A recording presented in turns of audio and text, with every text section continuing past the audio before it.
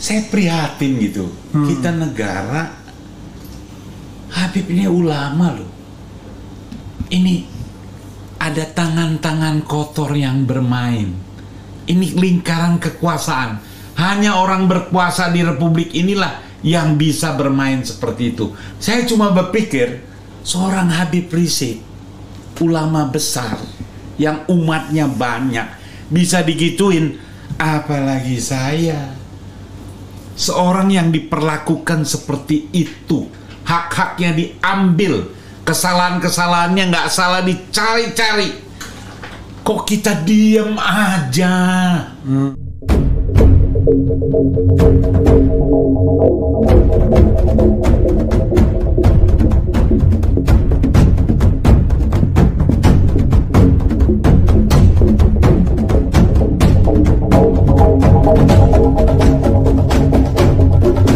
Ceritanya ini kan ya kita juga senang ya. Artinya apa yang orang lihat ustadz-ustadz ini, kiai-kiai di dalam ini menyedihkan, ternyata manfaatnya banyak. Tapi saya yang ngerasain 2 minggu ditahan di Polda, turun 8 kilo, itu merasakan benar itu. Kalau orang ditahan itu sebetulnya penderitaan. Saya juga nggak terlalu menderita, terang-terangan aja. Tapi saya prihatin gitu. Kita negara yang falsafahnya Pancasila, deklarnya negara berdasarkan hukum. Kok ada? Sorry ya, saya nggak cerita Habib Rizik ini dari agamanya. Tapi sebagai warga negara Indonesia, kok bisa gitu 3,5 tahun di luar negeri, mau pulang, itu kita nonton TV, overstay lah, bayar aja dendanya. Kalau bayar denda, pulang. Padahal di antara berita-berita yang dijelaskan oleh duta besar kita di Arab Saudi, kayaknya nggak ada dosanya tuh dia. Dia ngomong begitu nggak ada dosanya. Padahal itu kebohongan yang mestinya dihukum. Memalukan negeri, menyengsarakan warga negara Indonesia. Image kita sebagai bangsa yang besar ini rusak. Kok bisa gitu seorang duta besar ngomongnya begitu? Ya ini overstay. Loh, Habib ini ulama loh. Overstay itu kan berarti kayaknya main-main gitu, nggak disiplin. Padahal penjelasannya udah jelas. Beliau mau pulang, sampai di bandara nggak ada masalah, ya. Sampai akhirnya pemerintah Saudi memperbolehkan pulang. Begitu pulang diramein juga. Tapi kalau ceritanya ketika pulang ada juga halangan. Ada halangan yang putrinya tiba-tiba. Ya, jadi artinya di sini kita tahu ini ada tangan-tangan kotor yang bermain. Ini lingkaran kekuasaan. Hanya orang berkuasa di republik inilah yang bisa bermain seperti itu, mempermainkan warga negara yang kebetulan seorang ulama, seorang beragama Islam. Saya cuma berpikir, seorang Habib Rizik, ulama besar yang umatnya banyak, bisa digituin, apalagi saya, apalagi guru saya. Ini saya kepikir, waduh, biku gue juga besok bisa diginiin nih. Nah, ini yang bikin saya terus prihatin. Kita nggak boleh diem. Kalau kita diem ini kita salah. Saya ikut begini. Presiden threshold 0%. Ikut juga mau memberantas korupsi. Tapi tetap kebayang-bayang. Ini ada kasus depan mata kita. Seorang yang diperlakukan seperti itu, hak-haknya diambil, kesalahan-kesalahannya nggak salah dicari-cari. Kok kita diem aja? Nah, ini yang menggelitik saya gitu. Penasaran juga. Saya termasuk yang teriak itu udah dari awal loh, dari Pak Prabowo ketemu Pak Jokowi di MRT, saya teriak dulu, oke lah, mau ketemu, mau makan nasi goreng bareng, tapi balikin dong Habib Rizik. Saya sampai ngomong sama Pak Amin Rais, Pak balikin Pak, kasih tahu Pak Prabowo. Tapi ya memang nggak tahu ya kenapa terus udah balik kita udah happy, apalagi Menko Polhukam udah bilang boleh, kita udah jemput. Saya beragama Buddha tapi saya simpatik, ini orang luar biasa, bisa bertahan difitnah, dimacem-macemin satu keluarga loh, tapi dia masih milih pulang. Walaupun banyak yang warning, saya ini yang termasuk dimarahin. Lius, lu teriak-teriak balikin. Ntar kalau balik ditangkap lu gimana lu? Lu tanggung jawab lu. Banyak yang marahin saya. Ini udah diincer. Nah maksud saya kan nggak boleh dong negara. Masa kita diem aja? Khususnya yang berkuasa sekarang ya Pak Jokowi, yang pernah saya kenal. Itu namanya Joko Widodo, dari wali kota di Solo sekarang jadi Presiden Republik Indonesia udah periode kedua. Masa yang gini nggak bisa beres? Ini nggak boleh diem. Saya berharap ya, ini saya akan sampaikan bagaimana caranya lah. Saya yakin Kapolri bisa mengizinkan Penghargaan ini ya. Penghargaan ini, karena bukan main-main. Yang neken ini bukan orang sembarangan. Refri Harun ini pakar hukum, jagoan. Saya sembarangan orangnya. Artinya ya bukan kaleng-kaleng lah, kalau istilah bahasa apa tuh? Bukan kaleng-kaleng. Ini orang serius, nggak mungkin beliau mau tanda tangan. Natalius Pigai, malam-malam loh dia tahu ini ada di sini. Bung Lius, saya mau tanda tangan. Dia tanda tangan. Riza Ramli tanda tangan. Rocky Gerung tanda tangan. Jadi ini sinyal bangsa ini harapannya masih tinggi. Rakyatnya masih peduli. Banyak ini yang nungguin. Nah, kan kita nggak mau mesti ribut-ribut, mesti demo lagi, mesti teriak-teriak. Kita ketuk hati para penguasa. Udahlah, jangan cari-cari. Oposisi itu biasa. Dialog, rembuk, itu malah penyelesaian yang baik. Saya kira ya, ini orang yang tanda tangan, kalau diundang ke istana ngobrol sama Pak Presiden, ini urusannya beres.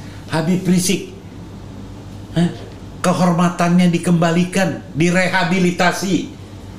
Akuin aja lah kalau kemarin-kemarin ada kekeliruan. Bangsa yang besar mesti berani ngaku salah, baru dia bisa hebat, baru dia bisa memperbaiki. Jangan berasa salah tapi terus saja mau bohongin rakyatnya supaya kelihatan hebat, kelihatan bener. Istilahnya ya tobat kali ya. Kalau buat saya di Buddha sih tobat biasa itu. Salah kita ngaku, kita bertobat. Di Islam tuh bisa tiap hari juga itu. Ada juga ya. Nah, Iya. ini sebelum ganti tahun. Ini kan kita udah mau masuk tahun baru. Udahlah, ini diselesaikan. Habib Rizik direhabilitir, diajak kongko. Saya kira setengah persoalan bangsa ini selesai. Yang beda pandang, ajak kongko. Apa sih, gimana kita memperbaiki sama-sama? Selesai nih, kita bisa bangga, punya kebanggaan sebagai bangsa Indonesia. Nah, ini penting.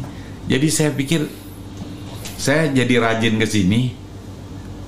Ternyata saya ngomong di sini soal Habib Rizik, yang nonton banyak kan? Ini yang lagi nonton 3.000-an, yang lagi watching now. Yang lagi watching. Kalau yang sudah bolak-balik itu udah ini saya harap belasan sampai puluhan ribu. 3.000 orang ini yang lagi watching. Kalau yang masih nyinyir, kembalilah ke jalan yang benar. Amin. Kita ngomong ini bukan kita mau jabatan atau kita mau apa. Kita mau negeri ini baik. Kita mau cepat berubah. Jangan terus berantem. Saya dari malam tuh sampai pagi lihat Muktamar Nahdlatul Ulama. Keren. Lawannya menang tuh. Iya. Yahya Stakuf menang.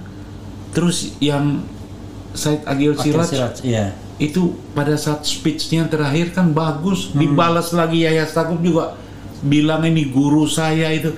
Nah yang begini-gini ini kan jadi makin umat itu nonton itu semangat. Saya bukan umat Islam, tapi saya tahu ini jalan menuju kebaikan.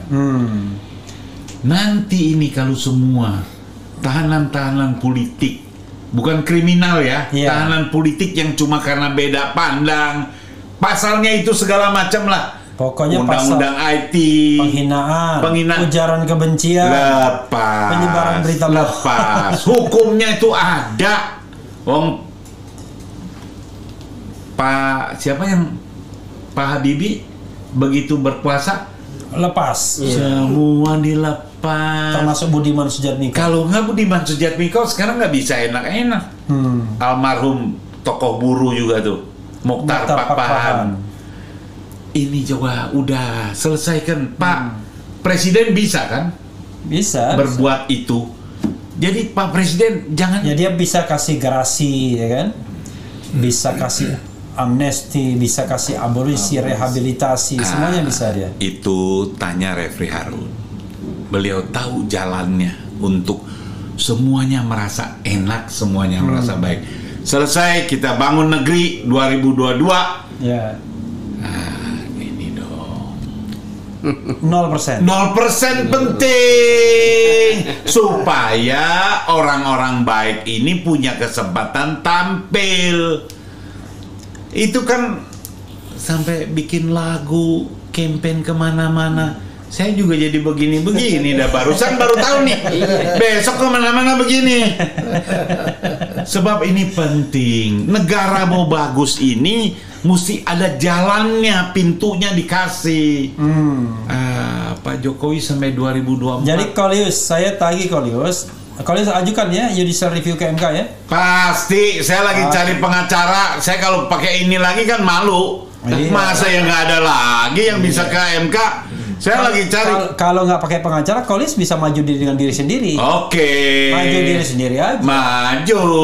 Nggak sampai minggu depan saya udah maju. Karena penting semua rakyat Indonesia majulah ke MK untuk mendorong threshold 0%. Karena ini benar-benar membangun negeri harus memberikan kesempatan orang-orang baik tampil. Dalemi itu. Sekarang udah banyak tuh yang cerita tentang kenapa harus 0%. Dan saya sedih tuh.